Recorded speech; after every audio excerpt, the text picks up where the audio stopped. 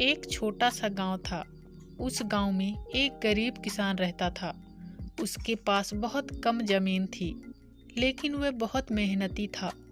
वह अपनी जमीन पर बहुत मेहनत करता था और उससे जो भी मिलता था उससे खुश रहता था।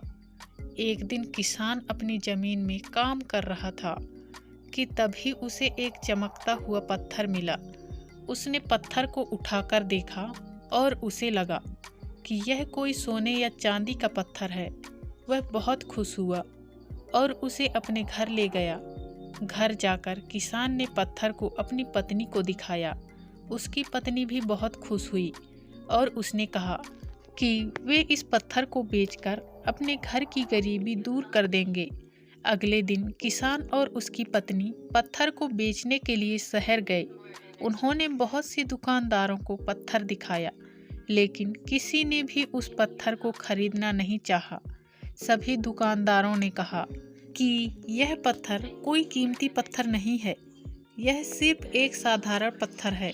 किसान और उसकी पत्नी बहुत निराश हुए।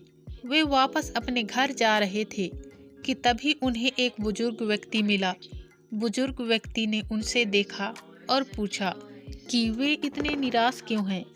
किसान ने बुजुर्ग व्यक्ति को पत्थर दिखाया और बताया कि वे इस पत्थर को बेचने आए थे, लेकिन किसी ने भी उसे खरीदना नहीं चाहा। बुजुर्ग व्यक्ति ने पत्थर को देखा और कहा कि यह कोई साधारण पत्थर नहीं है, यह एक जादुई पत्थर है। यह पत्थर जो भी इच्छा मांगी जाए उसे पूरा कर देता है। किसान और उसकी पत्नी बहुत खुश हुए।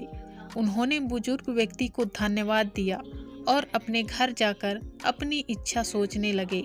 उस रात किसान और उसकी पत्नी ने जादुई पत्थर से इच्छा मांगी कि वे अमीर हो जाएं।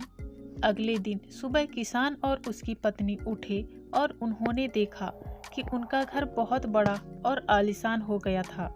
उनके पास बहुत से नौकर चाकर थे और उनके घर में बहुत सारा धन दौलत था। किसान और उसकी पत्नी बहुत खुश थे।